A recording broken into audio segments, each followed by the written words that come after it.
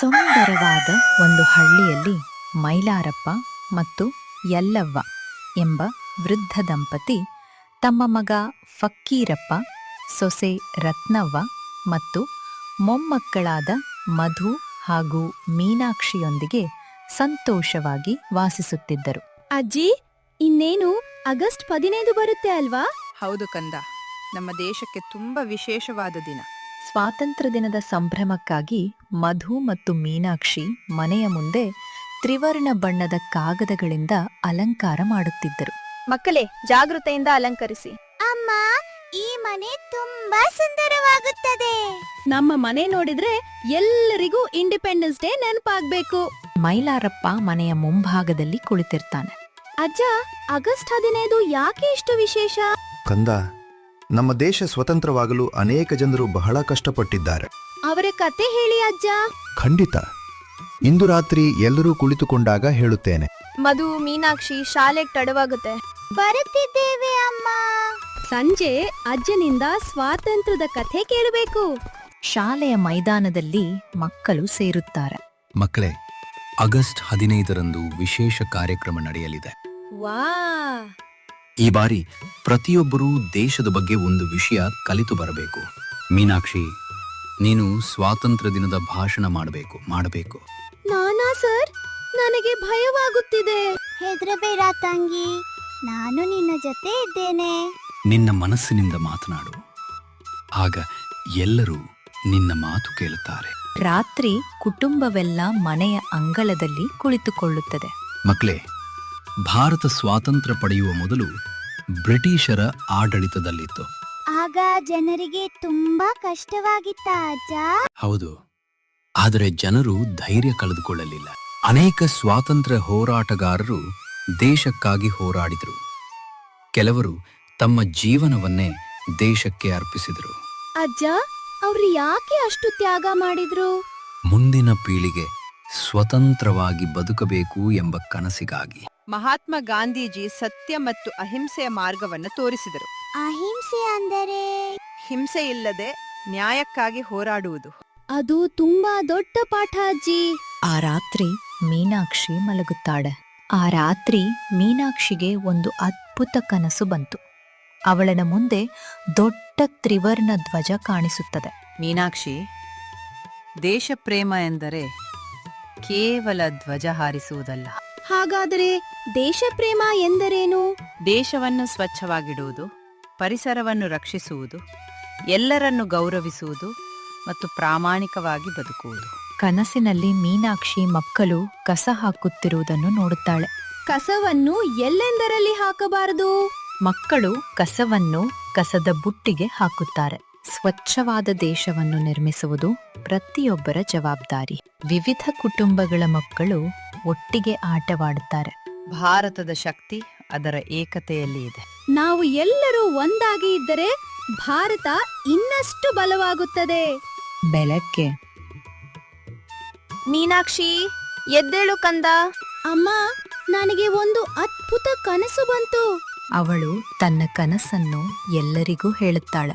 ಅಪ್ಪ, ಈ ಬಾರಿ ಸ್ವಾತಂತ್ರ್ಯ ದಿನದಂದು ನಾವು ನಮ್ಮ ಹಳ್ಳಿಯನ್ನು ಸ್ವಚ್ಛಗೊಳಿಸೋಣ. ಅದ್ಭುತ ಆಲೋಚನೆ ಮಗಳೇ. ನಾನು ನಿನ್ನ ಜೊತೆ ಬರುತ್ತೇನೆ. ಮಧು, ಮೀನಾಕ್ಷಿ ಮತ್ತು ಇತರ ಮಕ್ಕಳು ಶಾಲೆಯ ಸುತ್ತಮುತ್ತ ಸ್ವಚ್ಛಗೊಳಿಸುತ್ತಾರೆ. ಇದು ನಮ್ಮ ದೇಶಕ್ಕೆ ನಮ್ಮ ಚಿಕ್ಕ ಉಡುಗೊರೆ. ಹೌದು, ಚಿಕ್ಕ ಕೆಲಸವೂ ದೊಡ್ಡ ಬದಲಾವಣೆ ತರಬಹುದು. ಫಕ್ಕೀರಪ್ಪ ಕಸದ ಬುಟ್ಟಿಗಳನ್ನು ತಂದುಕೊಡುತ್ತಾನೆ. ಮಕ್ಕಳೇ, ಸ್ವಚ್ಛತೆ ಒಂದು ದಿನಕ್ಕೆ ಮಾತ್ರ ಇರಬಾರದು, ಪ್ರತಿ ದಿನವೂ ಕಾಪಾಡಬೇಕು. ಸರಿ ಅಂಕಲ್. ರತ್ನವ್ವ ಮತ್ತು ಯಲ್ಲವ್ವ ಕೂಡ ಮಕ್ಕಳೊಂದಿಗೆ ಸೇರುತ್ತಾರೆ. ಮಕ್ಕಳು ಒಳ್ಳೆಯ ಕೆಲಸ ಆರಂಭಿಸಿದಾಗ ದೊಡ್ಡವರು ಅವರನ್ನು ಪ್ರೋತ್ಸಾಹಿಸಬೇಕು. ನಮ್ಮ ಹಳ್ಳಿ ಇನ್ನಷ್ಟು ಸುಂದರವಾಗಲಿ. ಸಂಜೆ ಮೀನಾಕ್ಷಿ ತನ್ನ ಭಾಷಣವನ್ನು ಅಭ್ಯಾಸ ಮಾಡುತ್ತಾಳೆ. ನಮ್ಮ ದೇಶಕ್ಕಾಗಿ ಹೋರಾಡಿದ ಎಲ್ಲರಿಗೂ ನಾವು ಗೌರವ ಸಲ್ಲಿಸಬೇಕು. ಚೆನ್ನಾಗಿದೆ, ಆದರೆ ಮಾತುಗಳನ್ನು ಮನಸ್ಸಿನಿಂದ ಹೇಳು. ತಂಗಿ, ನೀನು ಖಂಡಿತ ಚೆನ್ನಾಗಿ ಮಾತನಾಡುತ್ತೀಯ. ಕೊನೆಗೂ ಆಗಸ್ಟ್ 15 ಬೆಳಗ್ಗೆ ಬಂತು. ಇಡೀ ಹಳ್ಳಿ ದೇಶಭಕ್ತಿಯ ಸಂಭ್ರಮದಲ್ಲಿ ಮುಳುಗಿತ್ತು. ಮಧು ಮತ್ತು ಮೀನಾಕ್ಷಿ ತ್ರಿವರ್ಣ ಉಡುಪಿನಲ್ಲಿ ಶಾಲೆಗೆ ಹೊರಡುತ್ತಾರೆ. ಶಾಲೆಯ ಮೈದಾನದಲ್ಲಿ ಎಲ್ಲರೂ ಸೇರುತ್ತಾರೆ. ಧ್ವಜಾರೋಹಣ ನಡೆಯುತ್ತದೆ. ಭಾರತ ಮಾತಾ ಕಿ ಜೈ ಜೈ. ಎಲ್ಲರೂ ಗೌರವದಿಂದ ನಿಂತಿರ್ತಾರೆ. ತ್ರಿವರ್ಣ ಧ್ವಜವನ್ನು ನೋಡುತ್ತಿದ್ದ ಪ್ರತಿಯೊಬ್ಬರ ಹೃದಯದಲ್ಲೂ ದೇಶದ ಮೇಲಿನ ಗೌರವ ಮತ್ತು ಹೆಮ್ಮೆ ತುಂಬಿತು. ಮೀನಾಕ್ಷಿ ವೇದಿಕೆಯ ಮೇಲೆ ಬರುತ್ತಾಳೆ. ನನ್ನ ಪ್ರೀತಿಯ ಶಿಕ್ಷಕರೇ, ಹಿರಿಯರೇ ಮತ್ತು ಸ್ನೇಹಿತರೆ, ನಾವು ಇಂದು ಸ್ವತಂತ್ರವಾಗಿ ಬದುಕುತ್ತಿರುವುದಕ್ಕೆ ಅನೇಕ ಮಹನೀಯರ ತ್ಯಾಗ ಕಾರಣ.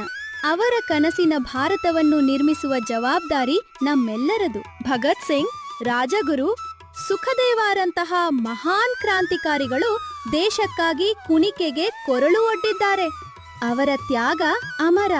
ಸ್ವರಾಜ್ಯ ನನ್ನ ಜನ್ಮಸಿದ್ಧ ಹಕ್ಕು, ಅದನ್ನು ನಾನು ಪಡೆದೇ ತೀರುತ್ತೇನೆ ಎಂಬ ಪ್ರಸಿದ್ಧ ಘೋಷಣೆಯನ್ನು ಸ್ವಾತಂತ್ರ್ಯ ಹೋರಾಟಗಾರ ಲೋಕಮಾನ್ಯ ಬಾಲಗಂಗಾಧರ ತಿಲಕ್ ಅವರು ಕನ್ನಡದಲ್ಲಿ ಹೀಗೆ ಕರೆಯಲಾಗುತ್ತದೆ. ಇದರರ್ಥ ಸ್ವತಂತ್ರವಾಗಿರುವುದು ನನ್ನ ಹುಟ್ಟಿನಿಂದ ಬಂದ ಹಕ್ಕು ಮತ್ತು ನಾನು ಅದನ್ನು ಖಂಡಿತವಾಗಿ ಪಡೆದುಕೊಳ್ಳುತ್ತೇನೆ ಎಂದರ್ಥ. ನೀವು ನನಗೆ ರಕ್ತ ಕೊಡಿ, ನಾನು ನಿಮಗೆ ಸ್ವಾತಂತ್ರ್ಯ ನೀಡುತ್ತೇನೆ. ಸುಭಾಷ್ ಚಂದ್ರ ಬೋಸ್. ಮಧುವನ್ನು ಕೂಡ ವೇದಿಕೆಗೆ ಕರೆಯಲಾಗುತ್ತದೆ. ನಮ್ಮ ದೇಶವನ್ನು ಪ್ರೀತಿಸುವುದು ಎಂದರೆ ಕೇವಲ ಮಾತಿನಲ್ಲಿ ದೇಶಪ್ರೇಮ ತೋರಿಸುವುದಲ್ಲ.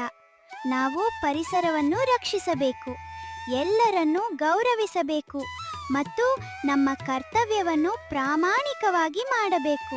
ಇಂದು ಭಾರತವು ವಿಜ್ಞಾನ, ತಂತ್ರಜ್ಞಾನ ಮತ್ತು ಆರ್ಥಿಕತೆಯಲ್ಲಿ ಜಗತ್ತಿನಲ್ಲೇ ಮುಂಚೂಣಿಯಲ್ಲಿದೆ. ಇಸ್ರೋ ಸಂಸ್ಥೆಯ ಬಾಹ್ಯಾಕಾಶ ಸಾಧನೆಗಳು ನಮ್ಮ ದೇಶದ ಕೀರ್ತಿಯನ್ನು ಹೆಚ್ಚಿಸಿವೆ.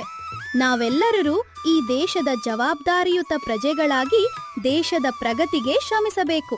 ದೇಶಭಕ್ತಿ ಎಂದರೆ ಕೇವಲ ಘೋಷಣೆ ಕೂಗುವುದಲ್ಲ, ದೇಶದ ಕಾನೂನನ್ನು ಗೌರವಿಸುವುದು ಮತ್ತು ಎಲ್ಲರನ್ನೂ ಪ್ರೀತಿಸುವುದಾಗಿದೆ. ಮಕ್ಕಳು ಚಪ್ಪಾಳೆ ತಟ್ಟುತ್ತಾರೆ.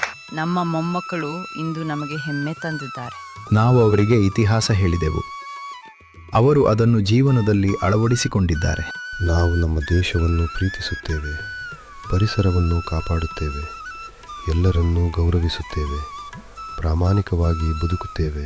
ನಾವು ಪ್ರತಿಜ್ಞೆ ಮಾಡುತ್ತೇವೆ. ಮಧು ಮತ್ತು ಮೀನಾಕ್ಷಿ ಸೇರಿದಂತೆ ಮಕ್ಕಳು ದೇಶಭಕ್ತಿ ಸಾಂಸ್ಕೃತಿಕ ಕಾರ್ಯಕ್ರಮದಲ್ಲಿ ಭಾಗವಹಿಸುತ್ತಾರೆ. ಮಕ್ಕಳ ಕಾರ್ಯಕ್ರಮದಿಂದ ಶಾಲೆಯ ವಾತಾವರಣ ಸಂಭ್ರಮದಿಂದ ತುಂಬಿತ್ತು. ಸಂಜೆ ಕುಟುಂಬ ಮನೆಯ ಮುಂದೆ ಕುಳಿತಿದೆ. ಮಕ್ಕಳೇ, ಸ್ವಾತಂತ್ರ್ಯ ನಮಗೆ ಸಿಕ್ಕ ಅಮೂಲ್ಯ ಉಡುಗೊರೆ. ಅದನ್ನು ಗೌರವಿಸುವುದು ನಮ್ಮ ಕರ್ತವ್ಯ. ಅಜ್ಜ, ನಾವು ಯಾವಾಗ್ಲೂ ದೇಶಕ್ಕೆ ಒಳ್ಳೆಯದನ್ನೇ ಮಾಡುತ್ತೇವೆ. ನಮ್ಮ ದೇಶದ ಅಭಿವೃದ್ಧಿಗೆ ನಮ್ಮಿಂದಾದಷ್ಟು ಸಹಾಯ ಮಾಡುತ್ತೇವೆ. ಮೈಲಾರಪ್ಪ, ಯಲ್ಲವ್ವ, ಫಕ್ಕೀರಪ್ಪ, ರತ್ನವ್ವ, ಮಧು ಮತ್ತು ಮೀನಾಕ್ಷಿ ಒಟ್ಟಾಗಿ ತ್ರಿವರ್ಣ ಧ್ವಜದ ಮುಂದೆ ನಿಂತಿದ್ದಾರೆ. ನಮ್ಮ ದೇಶದ ಭವಿಷ್ಯ ನಿಮ್ಮಂತಹ ಮಕ್ಕಳ ಕೈಯಲ್ಲಿದೆ. ಒಳ್ಳೆಯ ನಾಗರಿಕರಾಗುವುದು ನಮ್ಮ ದೊಡ್ಡ ಜವಾಬ್ದಾರಿ. ನನ್ನ ಭಾರತ ನನ್ನ ಹೆಮ್ಮೆ. ಸ್ವಾತಂತ್ರ್ಯ ನಮಗೆ ದೊರೆತ ಅಮೂಲ್ಯ ಉಡುಗೊರೆ. ನಮ್ಮ ದೇಶಕ್ಕಾಗಿ ಹೋರಾಡಿದವರ ತ್ಯಾಗವನ್ನು ಗೌರವಿಸುವುದು, ನಮ್ಮ ಕರ್ತವ್ಯವನ್ನು ಪ್ರಾಮಾಣಿಕವಾಗಿ ಮಾಡುವುದು ಮತ್ತು ಭಾರತವನ್ನು ಇನ್ನಷ್ಟು ಸುಂದರಗೊಳಿಸುವುದು ನಮ್ಮೆಲ್ಲರ ಜವಾಬ್ದಾರಿ. ನನ್ನ ಭಾರತ ನನ್ನ ಹೆಮ್ಮೆ. ಜೈ ಹಿಂದ್. ಜೈ ಹಿಂದ್. ದೇಶಪ್ರೇಮ ಕೇವಲ ಮಾತಿನಲ್ಲಿ ಇರಬಾರದು, ನಮ್ಮ ಒಳ್ಳೆಯ ಕೆಲಸಗಳಲ್ಲಿ ಅದು ಕಾಣಬೇಕು. ಏಕತೆ, ಸ್ವಚ್ಛತೆ, ಪ್ರಾಮಾಣಿಕತೆ ಮತ್ತು ಪರಸ್ಪರ ಗೌರವದಿಂದ ನಾವು ನಮ್ಮ ಭಾರತವನ್ನು ಇನ್ನಷ್ಟು ಸುಂದರಗೊಳಿಸಬಹುದು. End card. Happy independence day. ಜೈ ಹಿಂದ್. UK tycoon stories. ಈ ಕಥೆ ನಿಮಗೆ ಇಷ್ಟವಾದರೆ ಲೈಕ್ ಮಾಡಿ, ಶೇರ್ ಮಾಡಿ ಮತ್ತು ಇನ್ನಷ್ಟು ಕನ್ನಡ ಕಾರ್ಟೂನ್ ಸ್ಟೋರೀಸ್ಗಾಗಿ UK tycoon stories channel subscribe ಮಾಡಿ.